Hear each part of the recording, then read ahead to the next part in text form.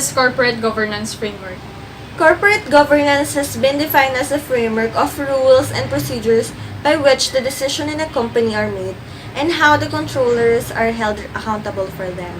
Corporate governance is therefore a broad umbrella concept extending to all relationships between the company, its suppliers, its customers, its employees, and its shareholders. Shareholders are individuals or organizations who own at least one share in a corporation. They are considered as the owners of a company. They are the ones responsible in electing the board of directors who will oversee the operations of a company. This is the reason why the board of directors are accountable to the shareholders. Take note, all members of the board of directors are shareholders, but not all shareholders are members of the board of directors. Generally, there are 3 committees under the board of directors. The first one is the audit committee.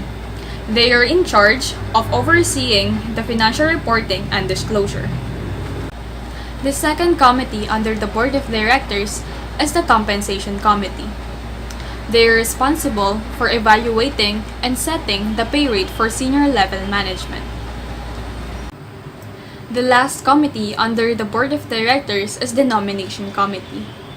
They are the ones who examine the skills and characteristics needed in board candidates.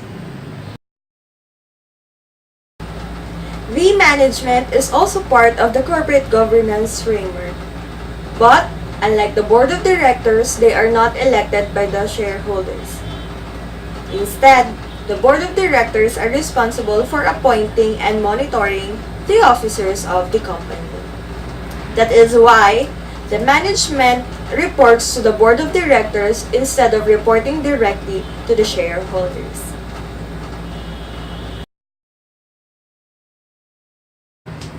In relation to the management, they are responsible for the operations of the company's internal controls.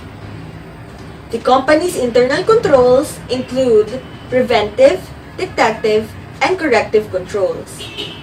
These controls will be the basis of the company's effective and efficient achievement of their objectives. Organizational control includes developing rules, guidelines, procedures, limits, or other protocols for directing the work and processes of employees and departments. These controls can involve setting rules or procedures for financial transactions, employee behavior, and specific practices for all or individual departments. On the other hand, procedural controls involve specific rules and guidelines. An example is the processing of data and how it is managed all throughout the process.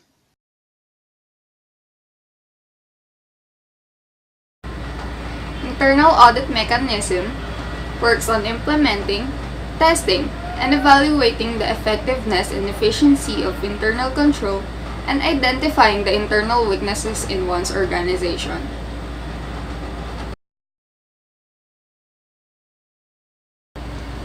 Audit mechanism provide reasonable assurance to the management and the audit committee as to the reliability of the organizational processes and internal controls.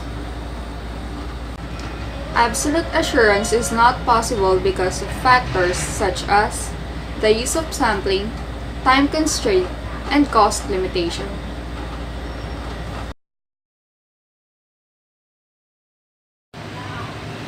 The control environment sets the tone of an organization, influencing the conscience of its employees.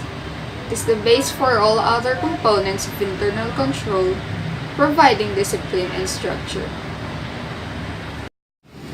Having a common corporate governance framework can play an important role in helping the board of directors gain a better understanding of their oversight role. The framework should have attributes that contribute to effective governance and tools for addressing governance risk. A framework also provides a more cogent construct for evaluating how management's responsibilities fit with the board's oversight responsibilities.